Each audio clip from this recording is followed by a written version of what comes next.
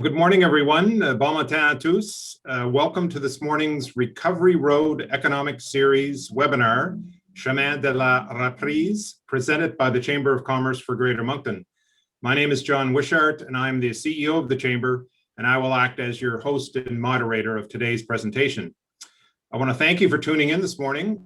Before we get started, I want to thank the sponsors of the Recovery Road series, Commercial Properties, Inc., CPA New Brunswick, Liberty Utilities, and Wilson Insurance. This series is an extension of our successful Recovery Road Summit that we staged in February. L'objectif est de présenter des webinaires qui aideront les leaders du monde des affaires comme vous à émerger de la COVID-19 plus fort et mieux préparé pour une reprise économique complète. Before introducing our guest speakers, I want to let everyone know you can pose a question at any time during the presentation using the chat function at the bottom of your Zoom screen, and we will get to as many questions as time allows at the end of the presentation. Now, today's Economic Recovery Road topic is how to tell your best story in a COVID recovery world, or comment raconter votre histoire de la meilleure façon en pleine reprise de la COVID. Compelling storytelling can have a variety of positive impacts on business, including customer attraction, recruitment and hiring, investment attraction, and more. And in today's environment where businesses are competing for customers to ensure business survival, an effective story that resonates with your audience during COVID recovery is essential. So today's webinar will focus on 3 key strategies of effective storytelling and how you can use these strategies to develop and tell a story that will drive your business results. So we're very pleased to have someone with us today who understands storytelling from a strategic perspective. Mike Randall, the president of Portfolio Solutions Group. Mike has led the strategic consulting divisions for some of the country's best-known firms. He's an international award-winning communications specialist, committed to providing clients with strategic counsel that gets results. And he does, time and again, including the Chamber of Commerce and our recent strategic plan. Mike's clients see him as a true trusted advisor who provides credible solutions to communications, stakeholder engagement, media relations, marketing, and more. And as a proven leader, mentor, and community champion, Mike is always committed to assist others achieve success and maximize their potential. Mike focuses on providing counsel, training, and management consulting solutions to clients on image issues and relationships and reputation. And throughout his career, Mike has built award-winning public relations and marketing businesses, both in Central and Atlantic Canada. He's the winner of both the CPRS Silver Leaf and Gold Quill Awards for crisis communications and marketing. And Mike has provided results-oriented strategic advice to clients for almost 3 decades without divulging his age. And today you get 2 great speakers for the price of 1. Also joining us is Tracy Sully, who's the Director of Marketing and Communications at Opportunities NB. Tracy a plus de 20 ans d'expérience dans le domaine de marketing et de communication et a travaillé avec des entreprises telles que la Société de loterie de l'Atlantique et le gouvernement du Nouveau-Brunswick et des postes de direction en communication stratégique, les questions de la marque, la strategy marketing, et le développement de contenu. Originally from Fredericton, and we will not hold that against her, Tracy attended the University de Moncton and St. Thomas University, and she resides in Moncton with her 17-year-old daughter. And on a personal note, Tracy's office is about 6 doors away from mine here at the Chamber office, and she's always a great sounding board on regional economic and development issues. So thanks for lending that open ear, Tracy. So enough with the intros. It's now my pleasure to introduce Mike Randall for the presentation. Mike. Thanks, Sean. Good morning, everyone, and thanks for having us. Tracy was going to be that secret weapon later on in the presentation, so she will come back in a little while. And thanks to Xavier and Mireille and everyone else at the Chamber for inviting us to be here. Just going to get ready to share my screen here and take you through a conversation over the next few minutes about storytelling in a post-pandemic, post-COVID-19 world, and some of the things that we really do think that you need to start thinking about as we start to emerge out of a pandemic and into what the new normal will be. First, just tell you a little bit about Portfolio Solutions Group. First, our agenda for the day, I'll do a quick welcome and introduction that John's taken care of. I think he knows Tracy and I better than we know ourselves, maybe. We'll go through the pandemic influence. We'll go through building your story foundation, story elements, and making your story connect. Some post-pandemic ponderings, and then we'll bring Tracy in for a conversation on why it really matters. Just a little bit about Portfolio Solutions Group. We're a company that, as John said, blends management consultancy, marketing agency, and stakeholder management firm together to deliver strategic solutions. We've supported over 100 clients on 3 different continents and across more than 12 different industries. We deliver solutions that drive real business and organizational results. Our team, we're 13 now, and I should put out a plug if possible. We're looking to hire again. We're looking for a bilingual account coordinator with special emphasis on social media. But our team is a mix of strategists, thought leaders, marketers, and change management experts. We also maintain strategic partnerships with a number of industry experts that enhance our solutions when we need those additional skills. And our mission really is to solve our clients' greatest challenges by engaging powerful minds to create bold and innovative solutions. And our vision that drives us every day is delivering solutions that drive business and organizational results for our clients, their employees, and the communities in which they operate. Those are a number of the solutions that we provide to clients across Atlantic Canada, and around the world. And Portfolio Solutions Group has 3 distinct divisions. Portfolio Solutions, which is our B2B, B2C strategic solutions company. And during the pandemic, we actually launched 2 more divisions: Element, our strategic solutions company for the food and beverage industry, and Viable, our strategic startup solutions company. And that's really designed specifically for every stage of growth in a company's life cycle. So it's been a transformational year. I'm sure some online would call it something different, but it has been a year unlike any other we've ever seen in our lifetimes. And that means that a lot has impacted our lives, even more than COVID. When you start to think about what COVID has done in terms of the reliance of digital in our lives, and the importance of local, and how localization became such an important factor during the last year.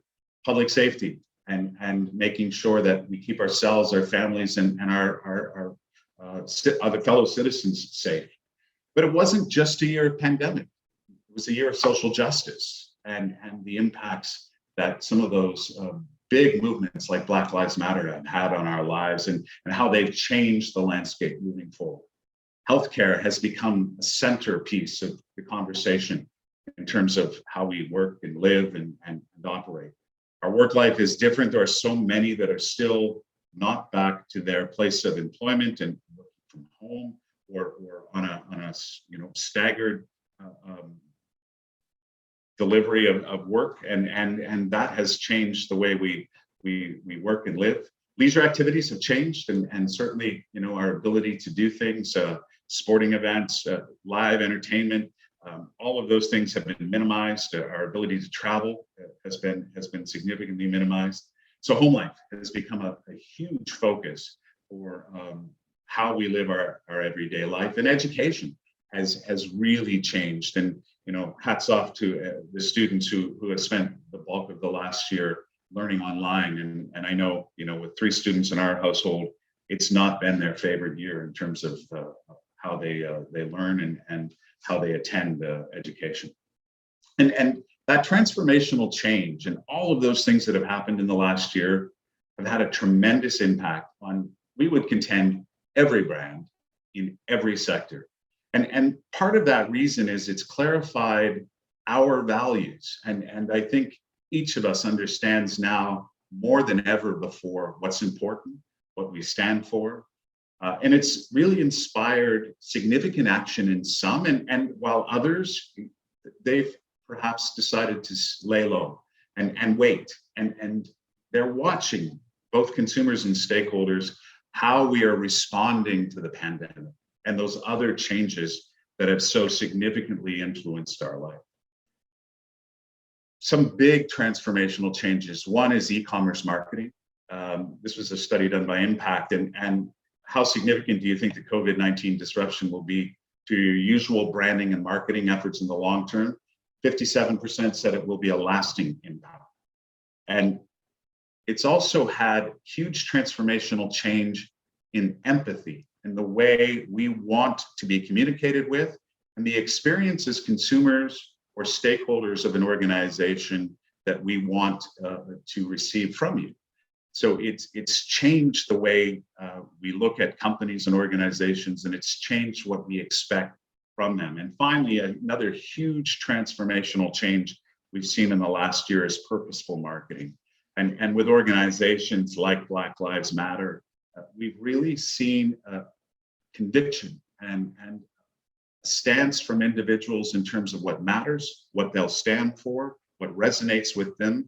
And through all of this, I think what it shows is this past year has forced organizations to become more hopeful, more empathetic, more thoughtful, more creative, more experiential, more bold, more agile, more swift, a lot more digital, and above all, perhaps a lot more human.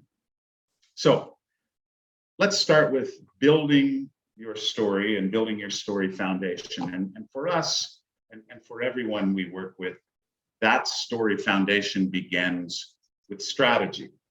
And there are some key elements that I think we recommend you start thinking about if you haven't done that already, as you start to emerge into a more normal post-COVID operation. And we're hearing great news every day. Yesterday, the announcement of 18 plus in terms of vaccination, that's propelling forward our ability to get back to greater capacity, more normal operating procedures, probably by fall or late fall or early winter, we're hoping. And so now is the right time to start thinking about the strategies and how you're going to react to that. The first and perhaps the biggest is to focus on the customers you already have. These are your loyal customers. These are the ones who have stood by you through COVID-19.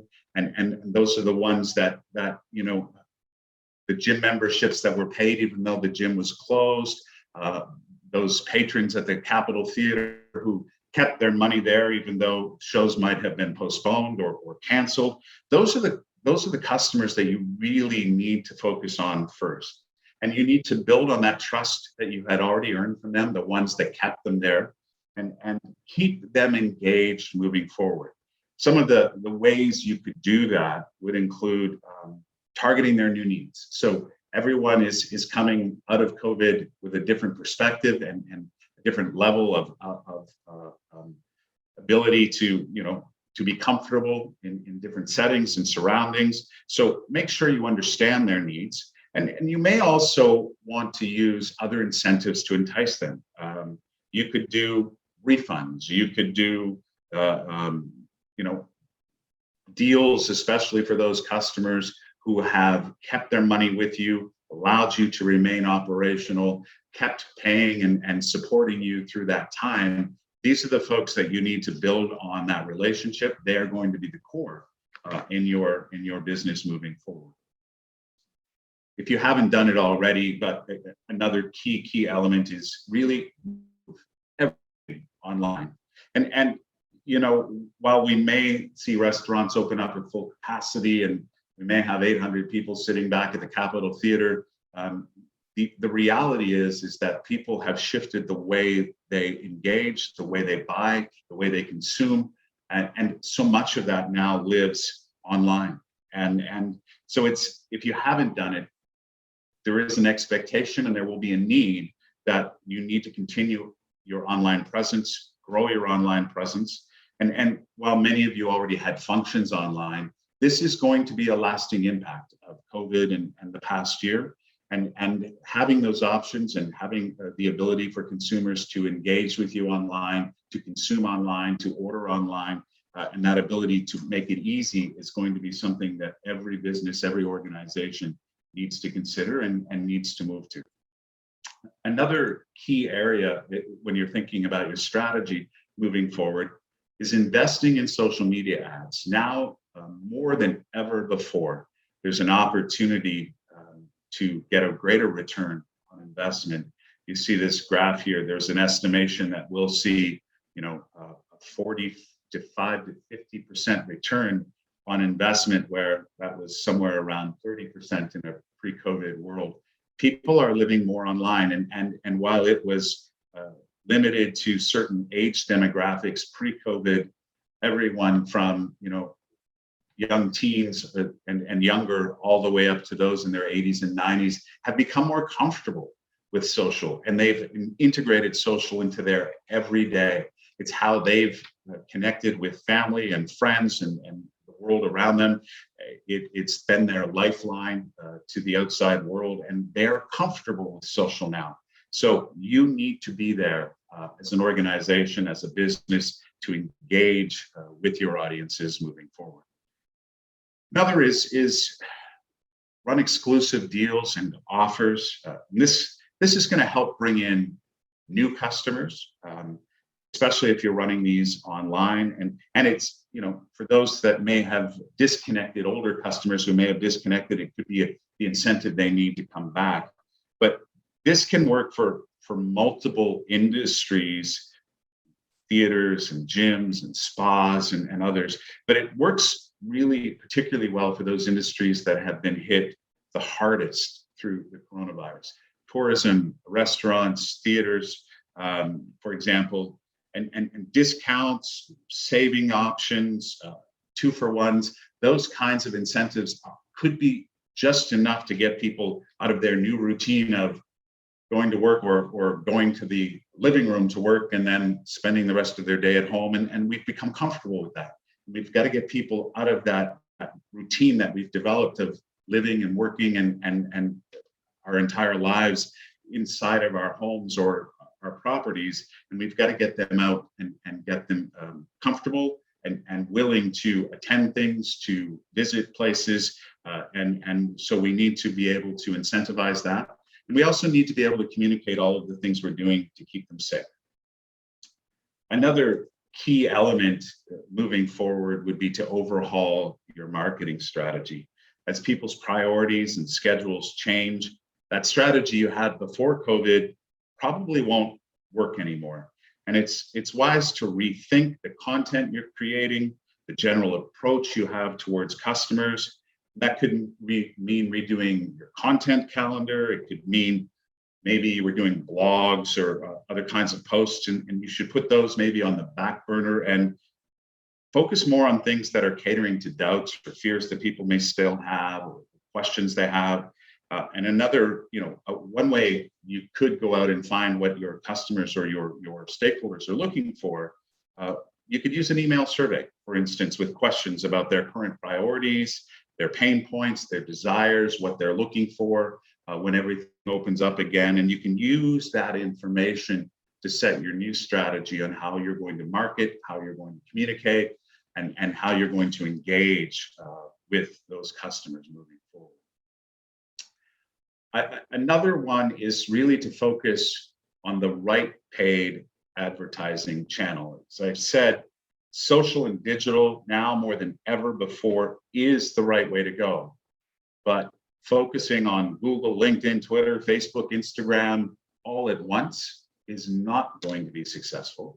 And this is where it's really important to understand who are my customers, who are my stakeholders, and which of those platforms do they spend most of their time on.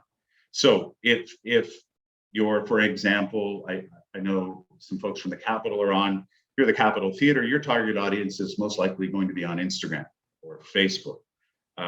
If you're a business like a property management company, our landlords here at Adelaide, you probably are going to focus more on Google. But if you have a business related service like our friends at Deloitte, who I think are online, LinkedIn could be your way to go. So business, look at where your audience is, where your consumers are, and focus on that channel to begin with, and to grow your audience back, to grow your consumer base back, and really spend time focusing on that key channel or two that is going to give you the best return on your investment. Another area to think about is the transition from messages to stories. And this is a statistic, and I'll tell you that statistics don't resonate as much as stories, but this is one, if you can remember, messages that are delivered as stories can be up to 22 times more memorable than just facts.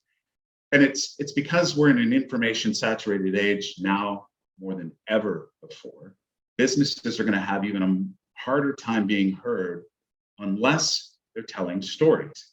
Facts and figures, the rational things that we think are important in the business world actually don't stick in our minds half as much as the stories we hear.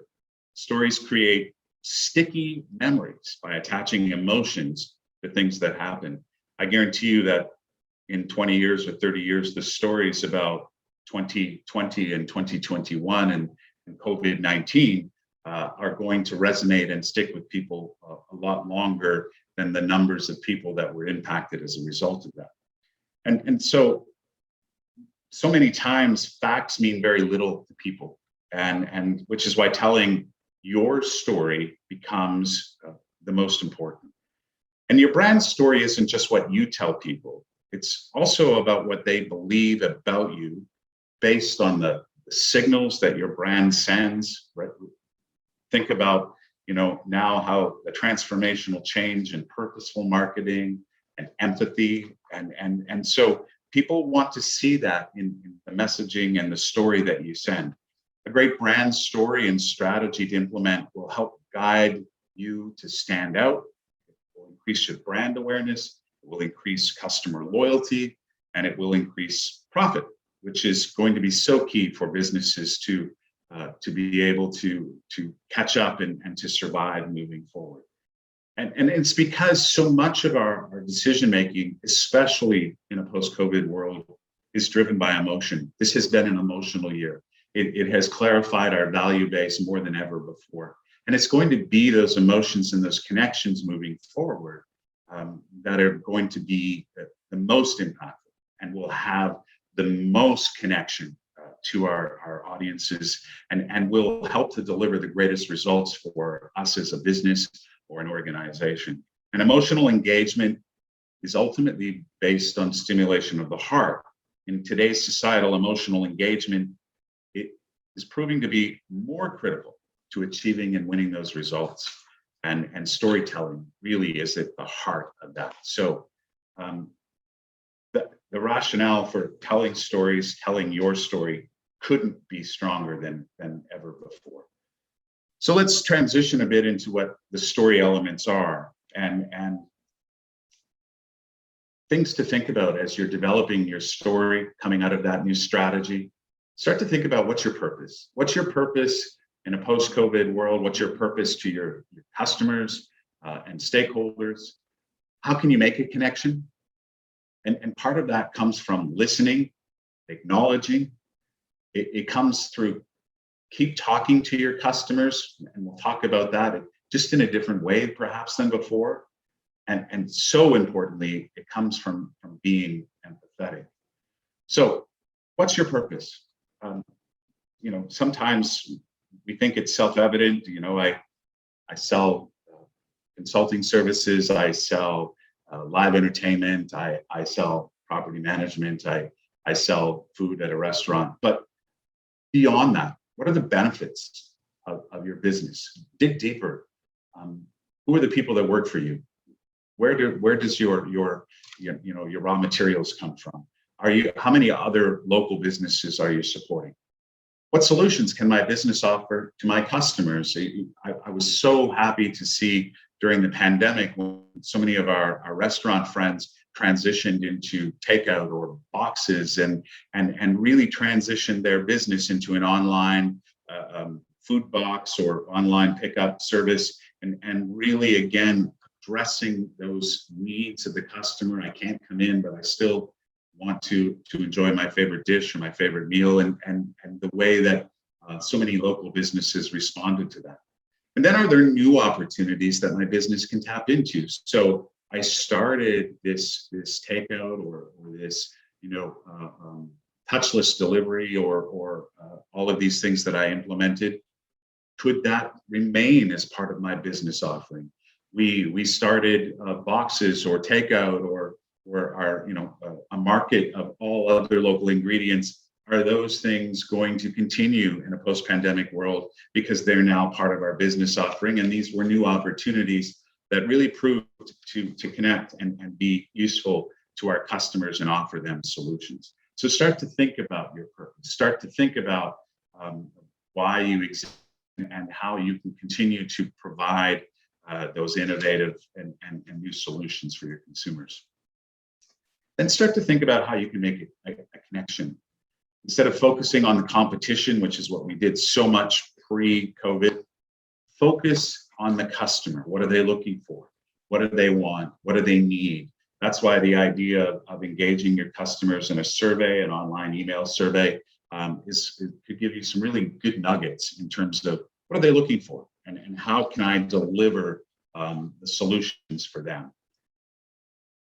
Spot I wanted to share with you that I thought really showed a company that understood during COVID where the consumers were and recognized that times were different and we needed to have a conversation at a different level.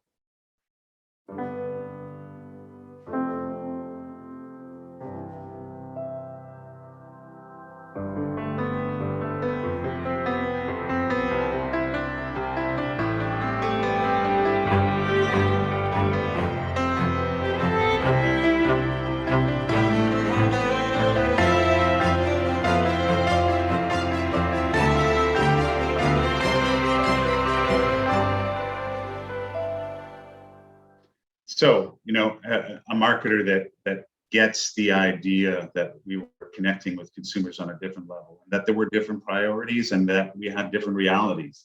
And this was not about selling. This was about engaging and getting people to connect this brand with their new reality at home and making sure that link was there. This is another marketer, listening and acknowledging is so key in terms of where the market is now. And coming out of COVID and ignoring the fact that it happened or pretending that it never happened really will come across as tone deaf or inauthentic. You have to let your followers know that you're listening and acknowledging our new normal. And while we're excited about the prospects of things reemerging and reopening, and it's going to be a negative impact for some time for a lot of businesses. And some businesses didn't survive. Some employees lost their jobs and are still searching. This was an example I found that some of you may know this celebrity business owner, Kristen Cavalieri. And she did a really great job. She came out of COVID and sort of said, I know it's a weird time for everyone. It feels strange to promote. She was promoting her jewelry brand, Uncommon James. But she said, I'm responsible for over 100 employees. So you bet I'm going to do everything in my power to keep them all employed. So we're doing 20% off everything. This was a real and emotionally connected and honest delivery of a service or a product. And but it acknowledges where we are. It acknowledges the time we're in, and it positions it in such a way that this isn't about selling jewelry, which is what we're doing. It's about keeping people employed. It's about delivering something beautiful to you, and we're going to do it in a discount because we're all in this together. Another key part of your story and delivering that story is to keep talking.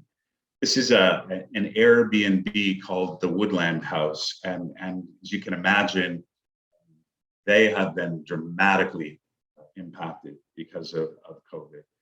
And they're in Sandy, Oregon, and they put out very simple posts again that acknowledge where we are. They're not tone deaf. They're not ignoring things. They're not trying to make something better than it is. And it was a bit long, but I wanted to read you what they put because I thought, again, it was so genuine, so honest. They said, how is everyone doing out there? Such scary and wild times. We're over here wondering, along with everyone else, how long is this going to last? All this definitely causes us to reorder our priorities and to focus on the things that matter most. We just wanted to update people and let you know that we are still accepting stays if you're interested in getting out of town to isolate.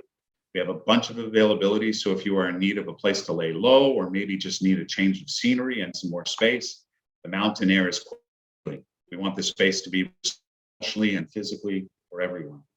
We've reduced our normal night prices by 25% to make it more reasonable for single families as opposed to usual multiple family stays, as well as taking an additional 20% off again for those interested in staying for more than 7 days. Also, we've increased our cleaning and disinfecting practices to ensure guests stay safe. We open up all exterior doors to air out the home in between guests. We're only using linens that have been washed in the hottest wash and dryer settings. We are cleaning all surfaces, then disinfecting them with Clorox wipes.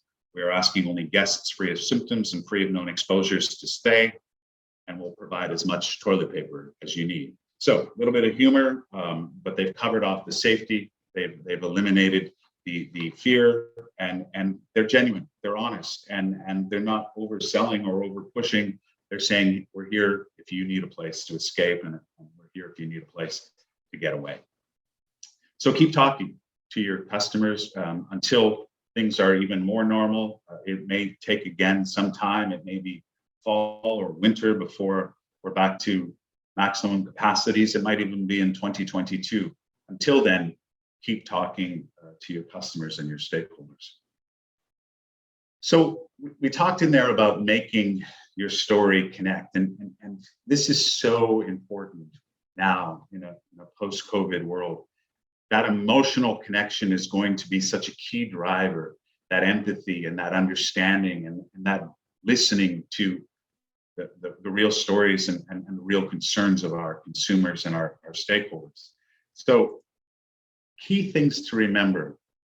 We talked about it already with Kristen Cavallari. Avoid denial marketing. Let's not pretend that the last year didn't happen. Let's not pretend that it didn't impact us.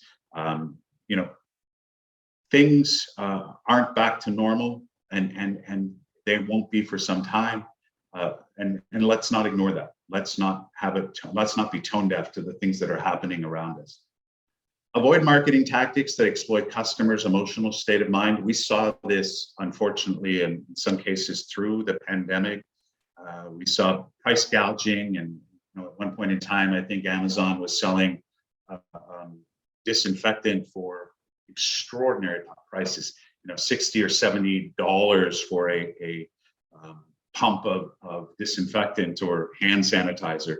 And let's avoid marketing tactics that exploit those customers' emotional state. We saw run-ons during the pandemic on toilet paper and flour and booze and all of those kinds of things. But let's not get caught up in that. Long-term, that'll hurt your brand, that'll hurt your story. Avoid those marketing tactics that exploit that. And review and revise your advertising spend. Again, as we talked about, look at the channels now that most connect with your consumers, the ones where they hang out the most. Focus on those.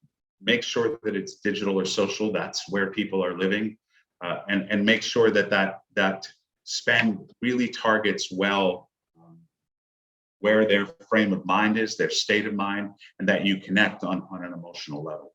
I wanted to share another spot with you that I thought just did that. This was this past St. Patrick's Day, a message from our friends at Guinness. Guinness has been around for 260 years, and we've been lucky to be a part of your St. Patrick's Day for generations. While we know this year things feel different, we've learned over time that we're pretty tough when we stick together. So what do you really need for some St. Paddy's Day cheer? A pint? Sure, we'll take one. Some corned beef? Yeah, if you're offering. Irish music? We'll sing along. A big parade? Don't worry, we'll march again. On St. Patrick's Day, we're all Irish. But let's not forget that every day we're all human. What matters is being with people you care about. Whether you're planning to safely celebrate at the pub or hosting at home, if you can call the people around you, friends or family, you've already won. When you raise a pint of Guinness, also remember to raise each other up. Be good to one another. Celebrate safely. Thank the ones protecting us. And now or later, don't forget to stop in and say hi to all our friends in the pubs and bars. As for us, we signed a 9,000-year lease on our brewery a while back, so we're not going anywhere. Happy St. Patrick's Day. I think it's just such a great example of a company that understood where we are. You know, they're not ignoring the reality. There's no denial marketing there. The line, whether you're planning to safely celebrate at the pub or hosting at home, if you can call the people around you friends or family, you've already won. When you raise a pint of Guinness, also remember to raise each other up. It really is that empathetic and that emotional connection that we all really would want to be able to do moving forward. So make your story connect. Another way to do that is really to, and this goes back to your strategy. If you haven't already adopted a search engine optimization strategy, do so. And if you have, look at it, revise it, maintain it moving forward. More than ever, people are going to expect that when they search for whatever product, whatever service they're looking for, that the company they will go with is the one that has exactly what they're looking for. So make sure you target well, make sure that you're very clear in terms of what services you deliver. Go back to think of your purpose and make sure that your search engine optimization strategy allows people to find you. Ramp up customer service through social media. We've seen so many great examples of that. We're physically located here in Moncton next to Halo Donuts and Lost and Found.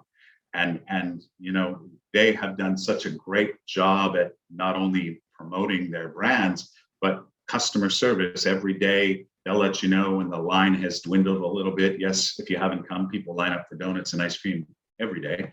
And they'll let you know when the line has dwindled, they'll let you know when they're sold out. And they do all of that through social media, and it's kept that connection with people, and it's built up that cult following.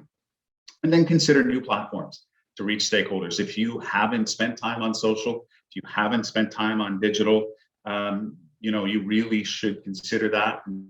Really great examples of that during the pandemic. I don't know if any of you were able to catch a virtual concert that the Capitol put on early on in the pandemic with George Beliveau and Monique Poirier. A new platform for them, but one that connected with over 800 people in their homes at a time when we were all just so anxious to connect and feel and experience live music again. So make your story connect and do it in an emotional way, do it through a strategic way, pick the right channels, but make sure that you recognize where your consumers and your stakeholders are today. Finally, I want to talk quickly about organizing your story. You know, after a presentation, any presentation, 60% of the attendees will remember the stories that were told. Only 5% are going to remember the stats. So what makes a good story? We call it the 5 C's. It's circumstance, curiosity, characters, conversation, and conflict. And when we think of circumstance, that's setting the scene of your story. A good introduction will tell the audience what they need to know immediately. Don't leave them hanging. Give them enough background and context to pique their curiosity, but set the circumstance. And remember, the circumstance today is different than it was before. Let's not avoid the last year or ignore the last year. Let's talk about this is a different time, and we think differently than before. And that, you know, as a result of that, we understand and our business is delivering on that. Curiosity is another key element of a great story. You've got their attention on the circumstance, but how are you going to keep it? Engage their natural interest through the use it throughout the story, and you know, getting people to want to know the end. Think of the Guinness commercial about, you know, it seems they were talking about having a pint and having our smoked meat, and then when we got to and having a parade, and oh no, you know, we're not having a parade this year because it's not a normal year. Think about characters, and that's the human element, and that's where we're really going to find again that empathy and that human element of the story to make it more relatable. especially now. Be conversational, and we're social animals. We respond to conversation far better than numbers or statistics or achievements. Avoid the corporate speak. Be as conversational as you can be. And then finally, conflict. And conflict's an interesting one, but it creates drama or tension or doubt. The main character of your story has to face conflict. And perhaps conflict is one of the easier things now because the conflict's been the last year. The conflict has been what we've all gone through to reemerge out the other side. So start to talk about stories in that context. And then once you've thought about the 5 C's, make sure you understand who you're speaking to. Really, who are my customers? Where are they? And how do they want to receive information? Make sure your story resonates with that audience. And then finally, make sure that the story delivers on what you're trying to achieve. So continuously look at the feedback, look at how each story is affecting those customers. Does it deliver the results I was looking for? If not, how do I modify? How do I continue to modify or pivot that story to make sure that it engages the most number of people and that it delivers perhaps the greatest results. And then before I bring in Tracy, because we want to talk about why all of this matters, there's just a few other things that I wanted you to think about, sort of, we call them pandemic ponderings, but other impacts from COVID-19 as you start to think about how you're going to tell your story differently moving forward. One of the key lessons is the old way of thinking, marketing begins with knowing your customer. And that's true. But as I just talked about, marketing really now begins with knowing your customer segment. And because so much has become digital and online, we understand now and we have better data than ever before in terms of who are we engaging with, who is connecting with us. And E&Y did a future consumer index. You see it here. And this was breaking consumers down into 5 key segments. The largest, affordability first, that's still a driver. And for some who were so impacted during COVID, affordability is key moving forward. For others, it was health first. And health is going to trump everything else, and my own personal and my family health. The planet first was another segment. Society first, and then experience first. But all of these are relevant and significant enough segments that we need to really think about who are our customer base, what drives them, what motivates them, and then our marketing needs to target them. Another old way of thinking was that customers hope that you have what they want. And now that 80 and 90-year-olds have mastered Amazon and delivery to the door, customers expect you have what they want. And if not, they will go somewhere else. So make sure they know, make sure they can find it, and make sure you have what they're looking for. Another old way of thinking is you're competing with competitors. Actually, you're competing with the last best experience your customer had. And we used to think we were competing with those in our same sector, in our same business category, but now we're competing against the experiences, the good experiences that our customers have had. And if we can't deliver something similar, they will continue to seek somebody out who can deliver that experience. So remember that it's an experiential motivation that drives consumer behavior today, and that we need to make sure that our story and our service delivery and the experience that is as. Another old way of thinking is that courting customers is just like dating, and you test it out, you go slow, and then you ramp up over time. Now, courting customers is just like online dating, and because everything really has shifted to online, and we're going to see finding your perfect match is really less about chance today. I think it's more about the data that you can collect in your online presence. It's more about understanding who your customers are and digging into that Google Analytics that you have access to, and really getting a better understanding of who are my customers? What drives them? What motivates them? And how can I use that information to better market to them? And then the old way of thinking was that relationships matter. Today, relationships are everything. And in a post-COVID world, it's really placed a new emphasis on relationships, particularly in B2B and B2C sales. And faced with a virtual sales environment, teams with existing relationships have been able to maintain that revenue momentum. And you know, for others, capitalizing is forming those new relationships and being able to continue to grow their base. For us at Portfolio, a good chunk of what we do over the last number of years has been outside of Canada, North America, in the US and in South America. And you know, we were quite concerned. Part of it was us traveling to those locations and working with clients on the road. And beautifully, because you know of the relationships we were able to foster over that period of time, we're still working with all those clients. We're still working in all of those locations.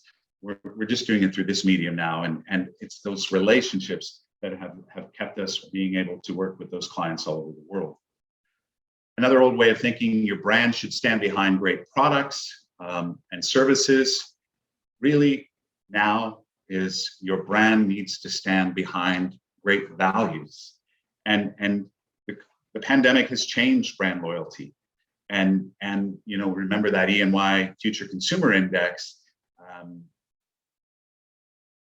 A lot of customers are willing to experience or try another brand or another label if it delivers the values that they're looking for. In fact, over 60% of consumers said they would switch brands if another brand was able to give them greater value and greater value proposition, greater empathy, and understanding values better. So those are just other key things to think about as you start to develop your story and move forward. I'm going to bring in Tracy, and so you know, we want to spend just the next couple of minutes. When I was talking to her about delivering this session, we really got into a great conversation about why all of this matters. Why does storytelling matter? Why does strategically thinking matter? Why does shifting the way you think into a new reality matter? So I'm going to bring in Tracy, the Director of Marketing Communications for Opportunities New Brunswick. And welcome. Good morning. Hi, Mike, and hi, everyone. You got a double whammy there. You see me, and then there's a picture of me. My apologies. I don't know about you, but I downloaded the IKEA app. Now I want to buy a Christian Cavallari necklace. I want to stay at an Airbnb, and you know, I'm craving a beer, and it's only 8:50 in the morning. Nope. Funny, I believe all those things too. So there you go. Yeah, it's true. So first, thank you. I want to thank Mike for inviting me this morning to say a few words, and to all of you for joining at this hour. Merci, Mike, pour l'invitation. Really briefly, for those of you who are not familiar with Opportunities New Brunswick, we are the lead economic development agency for the province of New Brunswick. We work to accelerate growth by attracting global businesses and empowering local entrepreneurs and companies. And actually, since Mike made a plug, my team's also hiring a marketing communication specialist. So visit onbcanada.ca if you're looking for details. This morning, I wanted to provide you with my hopefully complimentary thoughts on why what Mike spoke to, when well executed, matters so much. And by that, I mean why it matters beyond just your own business and company, your own growth and success as a business. So essentially, this would be under the umbrella of why it matters extra, if you will. And I have really essentially two buckets that I think, and there's so many reasons why it matters. And I think that through Mike's presentation, he touched on it. And this element of authenticity on its own, you either go all the way authentic or you don't bother, as far as I'm concerned, in terms of the execution. But when you do these types of things, the first bucket that I'm thinking of that jumped into my head was about this idea of supporting local. So as you know, as we've all seen in the past year, you know, there have been myriads of campaigns and other efforts. We did so at ONB even to promote local businesses, to promote the purchase of local services and products from right here in our communities in our province. And while these obviously have, some level of efficacy depending on the campaign, the greatest promoter of supporting local, again, not to take away from everything that Mike said and the execution of doing that, is you. And you don't need to be, by the way, a local coffee shop or donut shop or gift shop to be considered in that category. At ONB, we profile New Brunswick success stories as part of our content marketing strategy daily. MQM in Tracadie, it's an award-winning manufacturer of steel structures around the world. Venn Innovation, the Capitol Theater, Lumen Ultra, and Fredericton, we developed a COVID-19 testing kit during the pandemic. These are all local stories, and I have a long list. And all of them are representative of great business and local success. So as they present their stories, as you will yours, and continue to do so if you're not already doing so, I'm sure most of you are to some extent, in the ways in which Mike referenced, it's really the greatest incentive for consumers and citizens in this province in general to support local businesses. So that's sort of how the more we see and hear about you in this authentic way, the more likely we are to purchase and be here with you.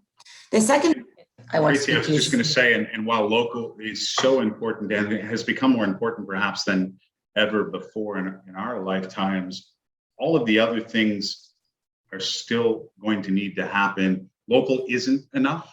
Nope, you're right. It's absolutely not enough. But with all things being executed properly, it's important. Right. The second bucket is something that is a lot of what we're talking about at ONB right now, and it's about business confidence. And that's, as companies across our province and our communities, tell their compelling stories of agility and innovation and perseverance.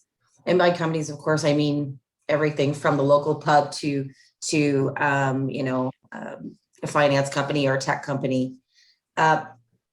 It serves to help create confidence in our business potential overall within our municipalities and within our province.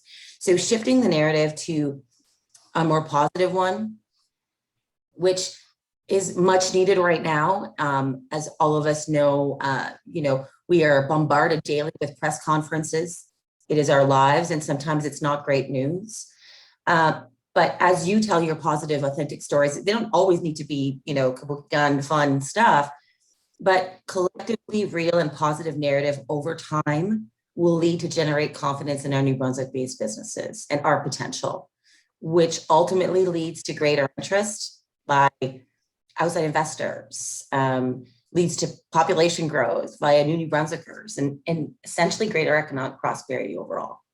And that might sound like a tall order, but simply put, the business community, we're facing unprecedented times and challenges, but we can't move forward by constantly looking back. So having business confidence is contagious, and staying positive and staying confident, you'll feel better, we will feel better, and ultimately in the end, so will our economy. So those are two of the main things that I want to say about why this telling a compelling story is so important in this world. And there's other examples, of course, too, but those are two of the main ones that I wanted to cover today. And yeah, that's all I have, Mike. Okay, thanks, Tracy. And look, well, thank you. I think those real life examples and why this matters is something you all need to think about, and building your story foundation, thinking of your story elements, thinking of your purpose, making your story connect. Those are all important things, but why you're doing those things, don't ever lose sight of that. And that's the key. So John, I know we went long, but it's most stories are built in a lifetime, John. So 45 or 50 minutes is not a long time to work on telling your story. So I should mention I did not go long. No, I was going to mention the same thing, Tracy. We know who went long, but that's okay. Yeah.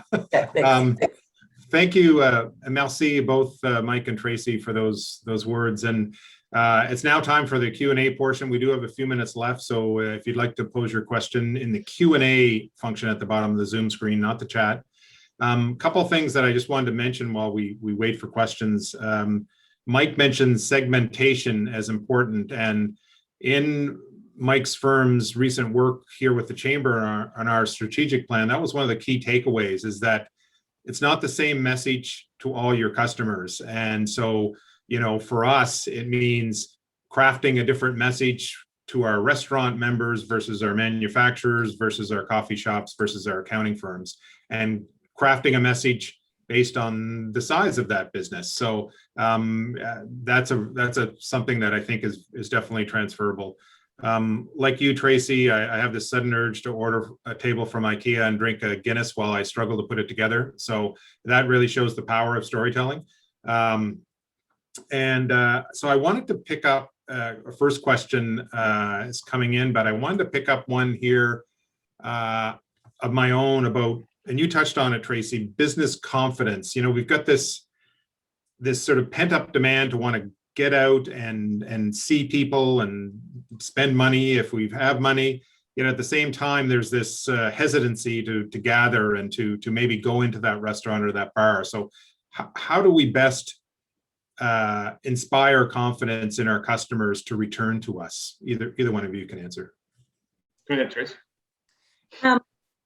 I think it actually, what your question ties into everything that Mike just said, actually, around telling a compelling story. I look at how people are actually very well within social media in particular, because you can show people so frequently what's happening within your business to keep people safe.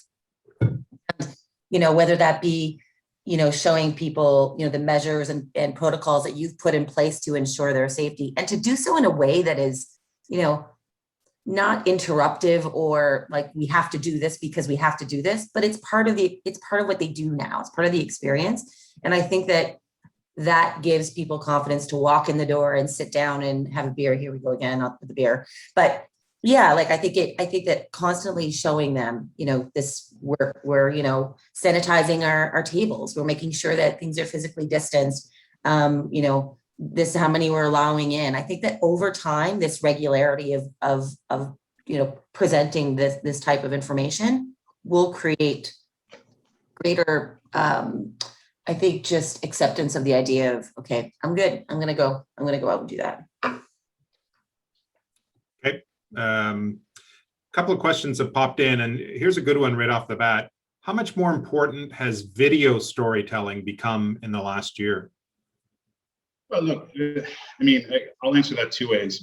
Video is perhaps one of the best ways you can connect emotionally with human beings, and we're more comfortable with video. We've all, you know, we're all using it day in and day out. We've spent a lot of time watching video. The problem can be that video is very expensive, John. So, you know, I think you can be just as effective, just as impactful and engaged just as much with still shots, with the right image, with the right words. I didn't have time to show it, but there was this great Nike ad. It was just words on a screen, and it said, if you ever dreamed of playing for millions around the world, now is your chance.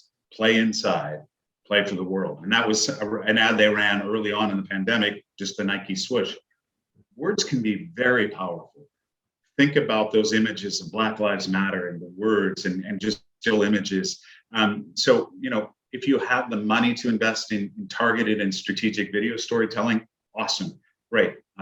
We're working with some tourism operators around the province now and helping to build some of those basic video and still elements. But if you can't afford that, and it just isn't in your cards today, then there's other ways to do it that can be just as impactful. Mm-hmm. Next question is, we talked about confidence and, you know, inspiring confidence in your customers, but what about regaining confidence as an entrepreneur, or instilling that confidence in your employees who have been sort of beat down over the last year over, you know, fears? Am I going to keep my job? Will the store stay open? How do you build that up? First way I'd respond to that is, if your business is still here, give yourself a pat on the back. You've done an extraordinary thing. and you should have lots of confidence that you were able to weather this storm.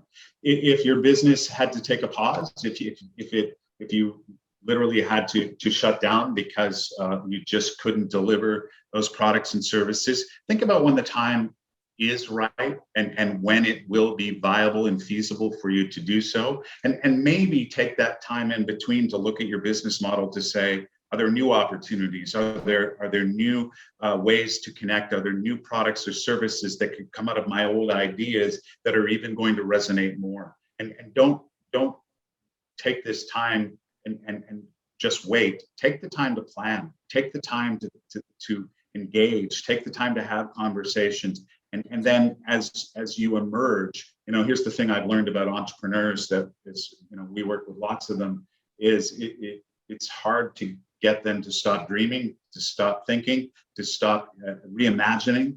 And so do all of those things and build on those ideas. It was successful before, and with modifications and your ability to sit back and think about how the new world will react, it will be successful again. And just plan for it and strategize and make sure that you know where you're headed. Okay. We have one final question, and it really speaks to the whole support local movement, which as a chamber, of course, we fully endorse, but it's coming, I think, from somebody who owns a franchise, which, sometimes they can be seen as, oh, they're national or multinational, and so they're not truly local, even though they're spending their dollars locally, they're employing local people. How do you counteract maybe that perception of support local? I'll jump in, and then I'll let Tracy jump in. But this is one of those examples where local social channel or a national or international franchise becomes so important to connect with your local audience. So you can start to have conversations with people in southeastern New Brunswick. You can start to talk about the realities of here. You can start to connect with people, and you can start to target and direct your conversations to Montonians, southeastern New Brunswickers, Atlantic Canadians. And so I would strongly recommend that if you have a national or international franchise located here in Moncton, and those decisions impacted you even though they were beyond your control, that doesn't mean you can't have local conversations and engage with local people and remind them that you employ local people, you use local ingredients wherever possible, you're paying local taxes, you live here with your families, and your kids go to the schools here. All of those things to remind people, I'm one of you. And yes, I brought you this really cool national franchise to Moncton, but that doesn't mean that there's not a lot of Moncton in this. And we need to continue to deliver that story to the consumer. Just really quickly on that, everything that Mike said, obviously, but during COVID, it was the idea of, okay, you're ordering from Amazon, you feel guilty, but most of those delivering those packages were, local individuals who, were doing these jobs. Also, you look at, whether it be Walmart coming to Moncton in the distribution center and them hiring local individuals here, which is going to contribute to our municipal and our regional growth in many, many ways. So, I think we can't kid ourselves that it's just putting the idea of supporting local in a box. It's quite broad. Absolutely. Okay. Well, that's it for questions, I'm afraid. I'd like to very much thank both Mike Randall and Tracy Suley for helping shed some light on the importance of effective storytelling. They shared some great examples, especially in the current COVID-19 environment. Before we close today, I want to mention just our next Breakfast and Learn session, which will be held May the 26th from 8 to 9 a.m. And it will feature Danielle Perroni from CPA New Brunswick, who will speak on financial literacy and its importance to our companies and our employees. And we hope you can join us for that session. Registration is now open on our website, ccgm.ca. And a note that nominations for our annual Business Excellence Awards are now open. There's a simple nomination form on our website where you can nominate your own company or another company in our business community, maybe one of those companies that makes donuts or fresh ice cream, And deadlines for nominations is the end of June. And once again, this year, I think it's vitally important that we celebrate excellence in business, local business. because we all know what's happened over the last 14, 15 months, and we need to stress those positive things, like Mike said, that are still happening. Thanks again to Mike Randall of Portfolio and Tracy Sully of ONB for joining us today. Thanks to all of you for joining us this morning. Merci de vous être joints à nous. Please stay safe, and we hope to see you again in person, live, on a patio, at a restaurant, at the bar, at the beach sometime soon. Bye for now.